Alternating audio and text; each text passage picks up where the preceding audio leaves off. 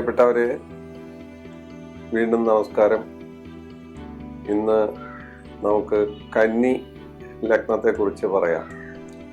കന്നി എന്ന് കേൾക്കുമ്പോൾ തന്നെ ഭിന്ന അഭിപ്രായങ്ങളായിരിക്കും സാധാരണ ആളുകൾക്ക് വരുന്നത്. കന്നിമാസം ഒന്നിനും കൊള്ളില്ല.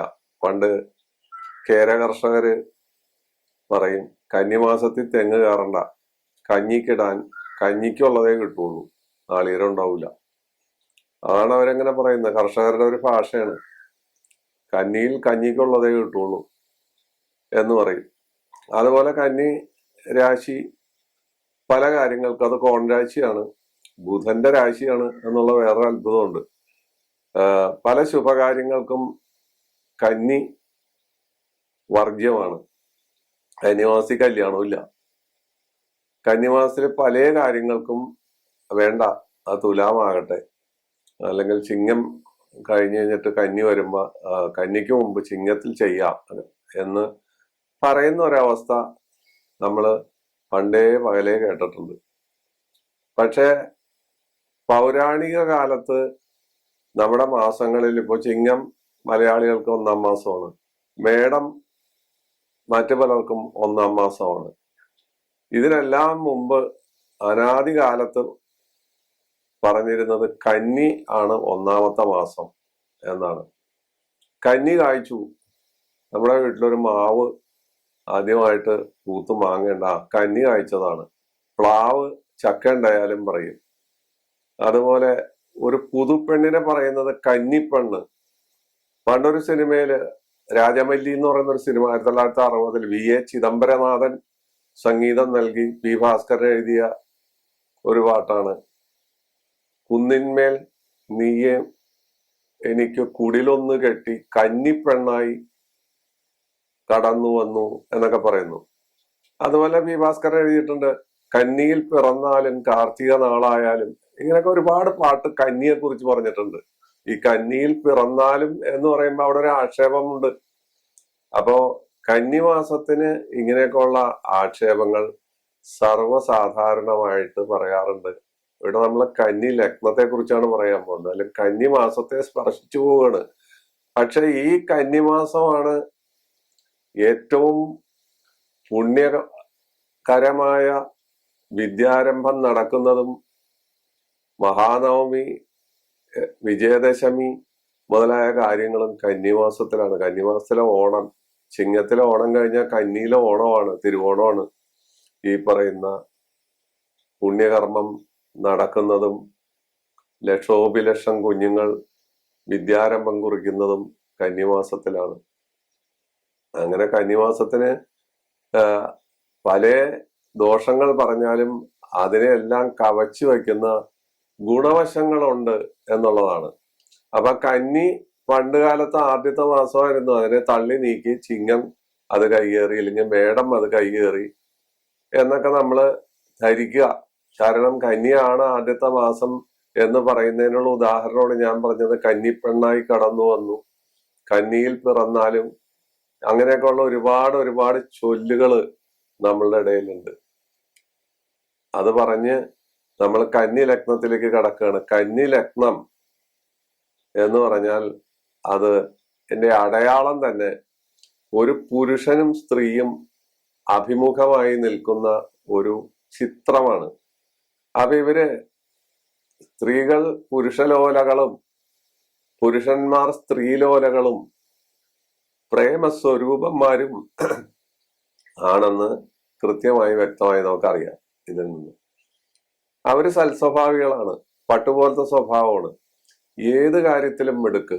അവരുടെ വിടർന്ന കണ്ണുകൾ, അവരുടെ സംസാര ശൈലി, അവരുടെ ശാന്തത, അവർക്ക് എത്ര വൈരൂപ്യം ഉണ്ടെങ്കിലും ഒരു പ്രത്യേക സൗന്ദര്യം അവർക്കുണ്ടാവും.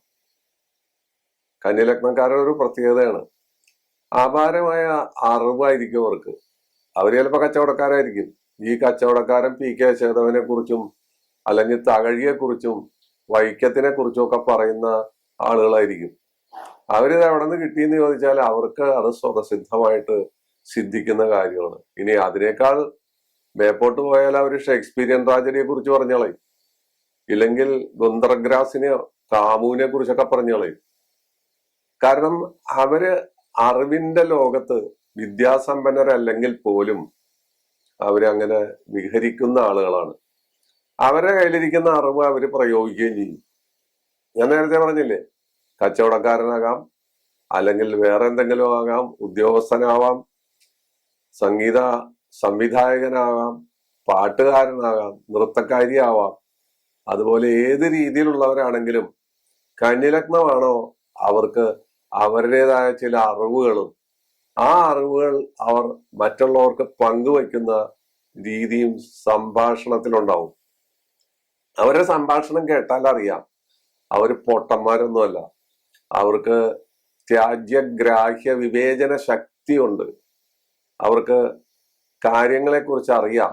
രാഷ്ട്രീയമാണെങ്കിൽ രാഷ്ട്രീയം, സാഹിത്യമാണെങ്കിൽ സാഹിത്യം, സംഗീതമാണെങ്കിൽ അതങ്ങനെ, കലയാണെങ്കിൽ അങ്ങനെ, നൃത്തമാണെങ്കിൽ എന്ത് കാര്യത്തെക്കുറിച്ചും അവർക്ക് ഒരു സാമാന്യ വിവരമുള്ള ആളുകളായിരിക്കും. അവർക്ക് അതിനെക്കുറിച്ച് സംസാരിക്കാനും അത് പറഞ്ഞ് സ്ഥാപിക്കാനും ഒരു പ്രത്യേക കഴിവുണ്ട്. കാരണം എന്തെന്ന് വെച്ചാൽ കന്യലഗ്നത്തിന്റെ ഉടമസ്ഥൻ ബുധനാണ്. ബുധൻ അറിവിന്റെ മൂർത്തിയാണ്, വിദ്യാഭ്യാസ മന്ത്രിയാണ്, നമ്മുടെ മന്ത്രിസഭയിലെ വിദ്യാഭ്യാസ മന്ത്രിയാണ്. ആ വിദ്യാഭ്യാസ മന്ത്രി നമ്മുടെ നാട്ടിൽ കാണുന്ന വിദ്യാഭ്യാസ മന്ത്രിയെ പോലെ അല്ല.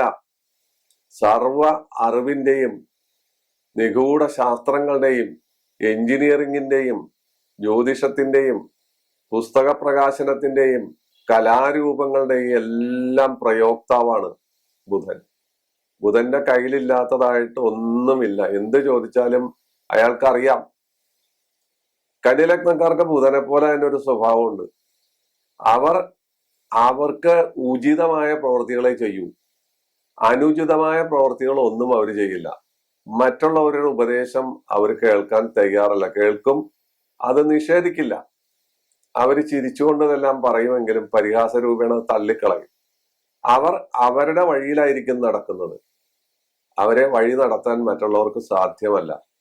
നമ്മൾ പറഞ്ഞു ഉപദേശിച്ചോ അല്ലെങ്കിൽ നമ്മുടെ ഉപദേശങ്ങൾ അവർ ചെവിക്കൊണ്ടോ ആ വഴിയിലൂടെ കന്യലഗ്നക്കാർ നടക്കില്ല.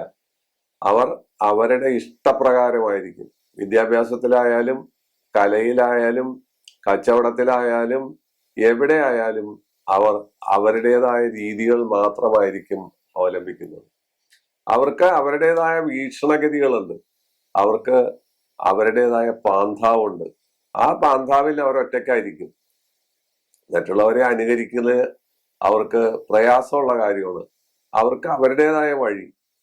അവർ ഒരു ഗുരുവിന്റെ കീഴിൽ വിദ്യ പഠിക്കാൻ ചെന്നാൽ പോലും ആ വിദ്യ അവർ ഉൾക്കൊള്ളും എന്നല്ലാതെ ആ വിദ്യ പ്രയോഗിക്കുന്നത് അവരുടേതായ ശൈലിയിലായിരിക്കും. കന്യലഗ്നത്തിനെ സംബന്ധിക്കുമ്പോൾ നമ്മൾ പറയുമ്പോൾ അവര് കഫ വാത പിത്ത പ്രകൃതിക്കാരും പൊതുവിൽ ഒരു സാധു സ്വഭാവികളും ആയിരിക്കും. ഇവരെ അലട്ടുന്ന രോഗങ്ങൾ ശ്വാസകോശ സംബന്ധമായ രോഗങ്ങൾ അലട്ടും. അതുപോലെ മാനസികമായ ടെൻഷനുകൾ ഇവർക്കുണ്ടാകും. നിസ്സാര കാര്യങ്ങൾക്ക് അവർ അസ്തപ്രജ്ഞരാകും. ഇങ്ങനെയൊക്കെയുള്ള സ്വഭാവങ്ങൾ സാധാരണ കണ്ടുവരാറുണ്ട്. കന്യലഗ്നത്തിന് പാപന്മാര് വ്യാഴം പാപനാണ്, അതുപോലെ കുജൻ പാപനാണ്, ചന്ദ്രൻ പാപനാണ്. ചന്ദ്രൻ പാപനാവുന്നത് 11 ഭാവാധിപത്യം കൊണ്ടാണ്. വ്യാഴത്തിന് കേന്ദ്രാധിപത്യ ദോഷം വരും, കുജന് അഷ്ടമാധിപത്യം വരും. അപ്പൊ ഈ ലഗ്നത്തിന് ഇവരെല്ലാം പാപന്മാരാണ്. കന്യലഗ്നക്കാര് 5ഉം 9ഉം ഭാവം കൊണ്ട് ആരാധിക്കേണ്ട ദൈവം ആരാണ്? ശിവനാണ് പ്രധാനം. ശാസ്താവിനെയും കൂട്ടാം. ശിവൻ, ഗണപതി, ഭഗവതി 5ഉം 9ഉം ഭാവം കൊണ്ട് ഇവരെ ആരാധിക്കേണ്ട ദൈവങ്ങളോ അല്ലെങ്കിൽ അവർക്ക് ഗുണം തരുന്ന ദൈവം. ഇവര് ആരാധിക്കുന്ന വേറെ വല്ലവരായിരിക്കും. ഡിമാൻഡുള്ള ഏതെങ്കിലും ദൈവങ്ങളെയൊക്കെ എല്ലാവരും ആരാധിക്കും. പക്ഷെ അവരതറിയാതെ ഈ പറയുന്ന ശിവൻ, ഗണപതി, ഭഗവതി മുതലായ ദൈവങ്ങളായിരിക്കും അവർക്ക് പ്രിയം. അവരിൽ നിന്നായിരിക്കും ഇവർക്ക് കൂടുതൽ ഗുണം കിട്ടുക. ഇതെല്ലാം കന്യലഗ്നത്തിന്റെ ഒരു പ്രത്യേകതയാണ്. കന്നി മാസത്തിന്റെ പ്രത്യേകത പറഞ്ഞിട്ടാണ് കന്നി ലഗ്നത്തിലേക്ക് വന്നത്. കന്നി ലഗ്നം എന്ന വ്യക്തിത്വം അവര് വിവാഹ ജീവിതത്തില് പ്രേമബന്ധങ്ങളിൽ ഏർപ്പെടാം, ഭാര്യാഭർത്തൃ ബന്ധങ്ങളിൽ അവർ വളരെ സുതാര്യമായി പെരുമാറുന്ന ആളുകളാണ്. വഴക്കോ ആക്രോശമോ അല്ലെങ്കിൽ തൻപോരിമയോ അങ്ങനെയുള്ള സ്വഭാവങ്ങളൊന്നും അവർ കാണിക്കാറില്ല. എവിടെയും ഇണങ്ങി മറ്റുള്ളവരുടെ കൂട്ടത്തിൽ കൂടി നിന്ന് അവരുടെ ആശയങ്ങൾ എന്താണോ അത് ഉൾക്കൊള്ളുന്നു എന്നുള്ള ഭാവത്തിൽ പെരുമാറി പ്രവൃത്തികളിൽ അവർ അവരുടേതായ സ്വതന്ത്ര സ്വഭാവം കാണിക്കുന്നു. അത് ബുധനുള്ള ഒരു പ്രത്യേകതയാണ്. ബുധൻ ആർക്കും വഴങ്ങില്ല, ആരോടും അയാൾക്ക് കാര്യമായ വിധേയത്വമില്ല. അയാൾക്ക് എല്ലാം അറിയാം. മറ്റുള്ളവർ പറയുന്ന മണ്ടത്തരം പോലും ബുധൻ സ്വീകരിച്ച് അത് ഉൾക്കൊണ്ട് അയാളുടേതായി അയാൾ അത് പ്രതിവചിക്കും എന്നുള്ളതാണ് ബുധന്റെ പ്രത്യേകത. ബുധനെ പഠിപ്പിക്കാനും പറ്റില്ല. ബുധൻ ഇങ്ങോട്ട് പഠിപ്പിക്കുന്ന ആളാണ്. അപ്പൊ ആ കന്നി സംബന്ധിച്ച് ഈ സ്വഭാവ വിശേഷങ്ങളെല്ലാം അവർക്ക് എവിടെയെങ്കിലും ഏതെങ്കിലും രീതിയിൽ കണ്ടുകൊണ്ടേയിരിക്കും.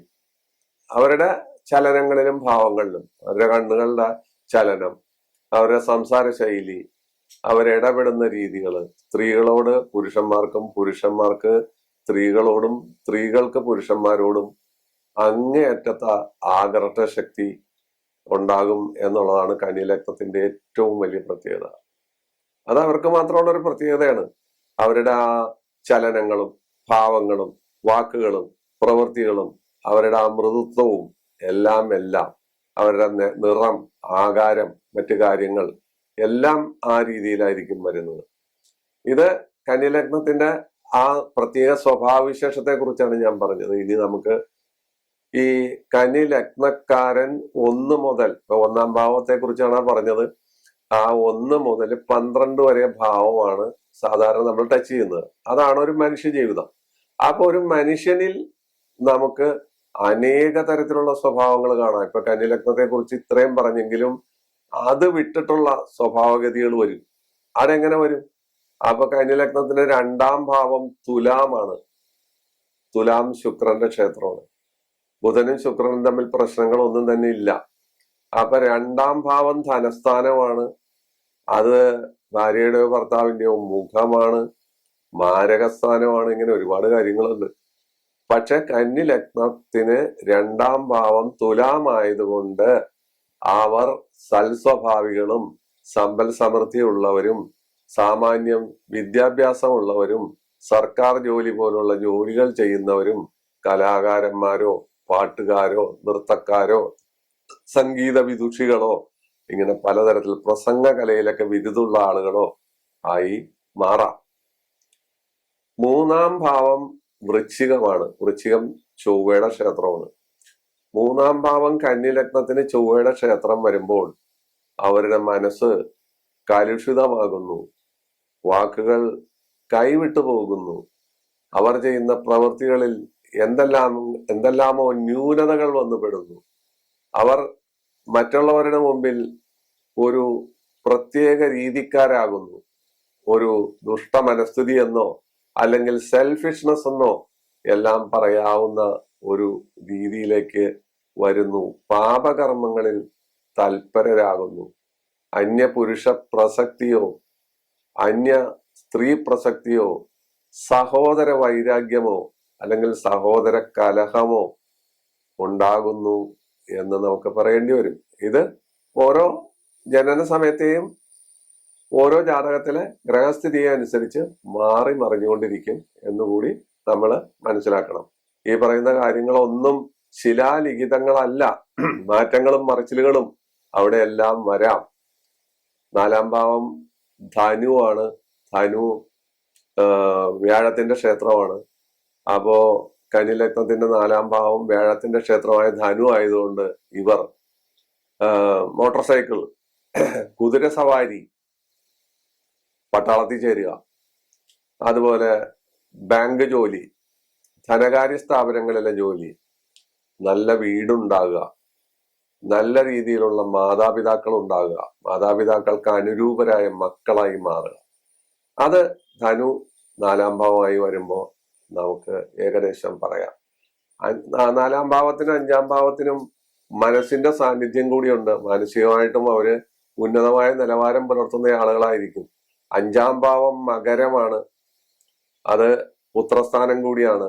അപ്പോ പുത്രന്മാർക്ക് സ്വഭാവ വൈകല്യങ്ങൾ ഉണ്ടാകുക, പുത്രന്മാർ മാതാപിതാക്കന്മാർക്ക് അനുകൂലരല്ലാതെ പെരുമാറുക, അവർ അവരുടെ വഴിയിൽ നടക്കുക, അവർ ഭിന്ന ജാതിയിൽ നിന്ന് വിവാഹബന്ധം കൈക്കൊള്ളുക, അവർ മറ്റുള്ളവർക്ക് മാതാപിതാക്കൾക്ക് കന്നി ലഗ്നക്കാരായ മാതാപിതാക്കൾക്ക് അലോസരങ്ങൾ ഉണ്ടാക്കുക, അലോഗ്യങ്ങൾ ഉണ്ടാക്കുക എന്നുള്ള പ്രശ്നങ്ങളെല്ലാം മകരം 5-ാം ഭാവമായി വന്നാൽ ഉണ്ടാവും. അത് ശനിയുടെ ക്ഷേത്രമാണ്.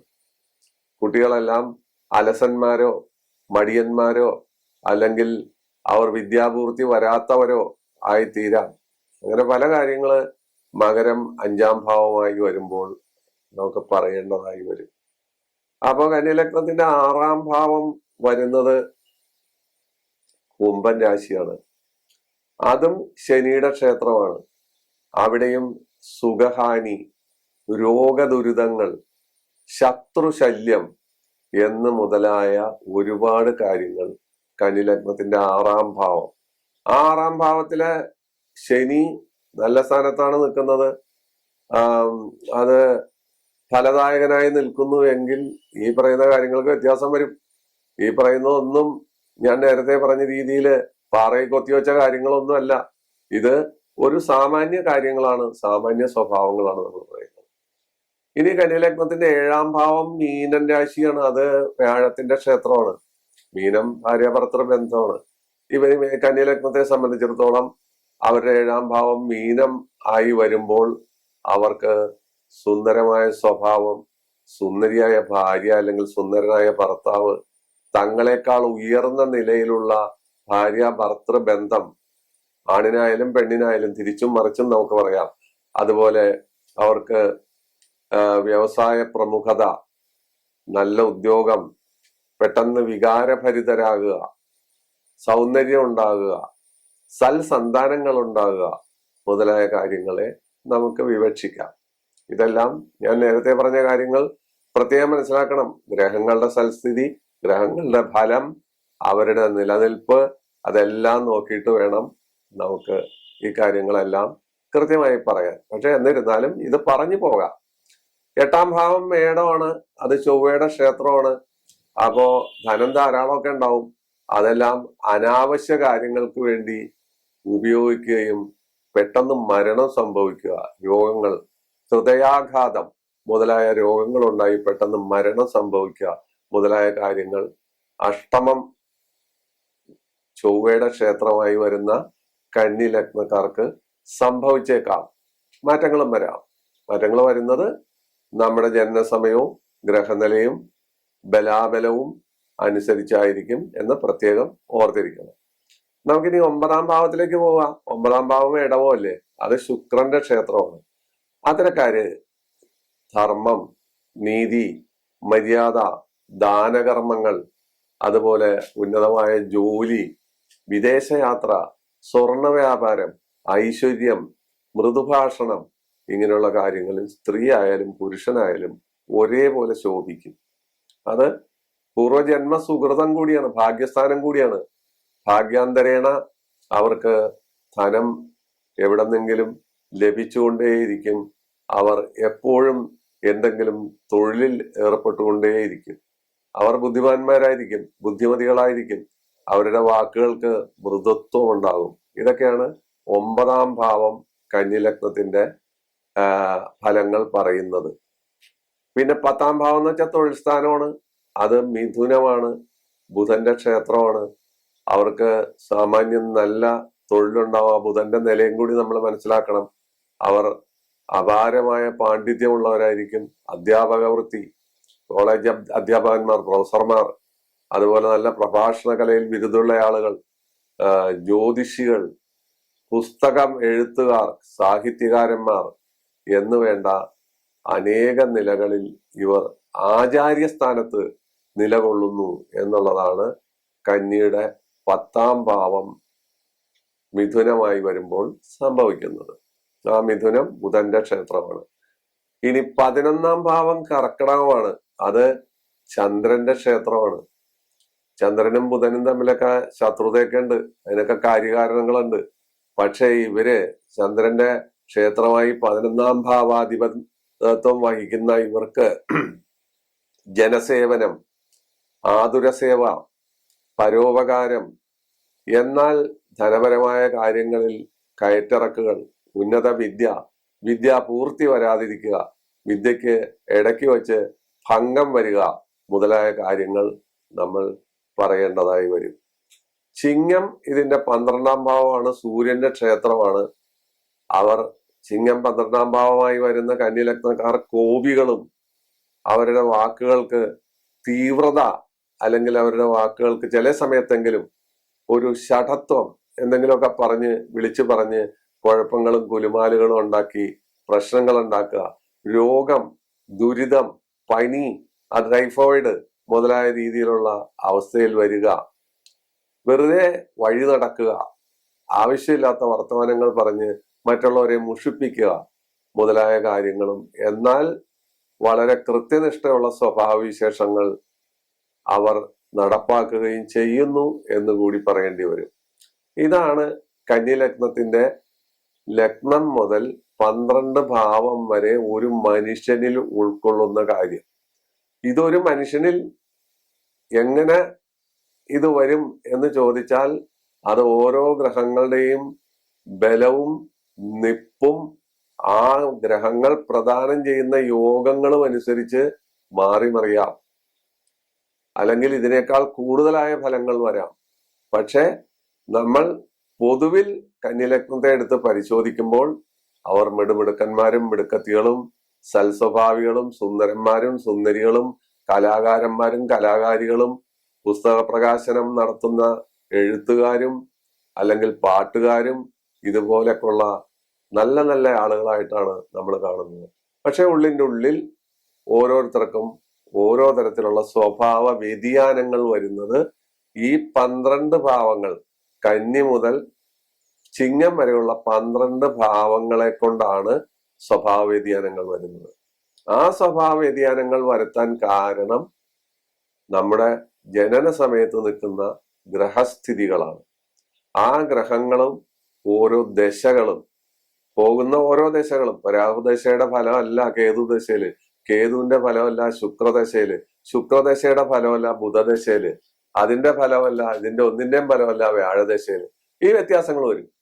ഈ വ്യത്യാസം അനുസരിച്ച് നമ്മുടെ ജീവിതചര്യയ്ക്കും നമ്മുടെ പ്രയാണത്തിനും വ്യത്യാസം വരുന്നു എന്ന് ദയവായി മനസ്സിലാക്കുക. ഈ പറയുന്ന കാര്യങ്ങളെല്ലാം സാധാരണഗതിയിൽ ആളുകളെ മനം മയക്കാനോ അല്ലെങ്കിൽ അവരെ ആകർഷിച്ച് അവരെ ഞാൻ കന്യലഗ്നമാണ്, എനിക്ക് ഇന്ന ഗുണങ്ങളുണ്ടെന്ന് പറഞ്ഞ് നടക്കാനോ വേണ്ടിയല്ല. ഇത് സൂക്ഷ്മ അവലോകനത്തിലാണ് നമുക്ക് ഈ കാര്യങ്ങൾ കൃത്യമായി മനസ്സിലാകുക. അത് ഓരോ നക്ഷത്രത്തെയും ഓരോ ജനന സമയത്തെയും ഓരോ ഗ്രഹസ്ഥിതിയെയും ആസ്പദമാക്കി മാറി മറിഞ്ഞുകൊണ്ടിരിക്കും. പക്ഷെ ഈ പറയുന്ന അടിസ്ഥാന സ്വഭാവത്തിന്റെ ഒരു ഭാവം അവർക്ക് ഉണ്ടാകും എന്നുള്ളതാണ് മറ്റൊരു സത്യം. അപ്പോ കന്യലഗ്നത്തെ കുറിച്ച് പറഞ്ഞ് ആ ലഗ്നത്തിന്റെ പ്രത്യേകതകളെല്ലാം പറഞ്ഞ് നമ്മൾ ഇവിടെ അവസാനിപ്പിക്കുകയാണ്. വീണ്ടും നമുക്ക് എല്ലാ ബുധനാഴ്ചകളിലും ഞായറാഴ്ചകളിലും ഇതുപോലുള്ള പ്രത്യേക പരിപാടികൾ കണ്ടുകൊണ്ടേയിരിക്കാം. നന്ദി, നമസ്കാരം.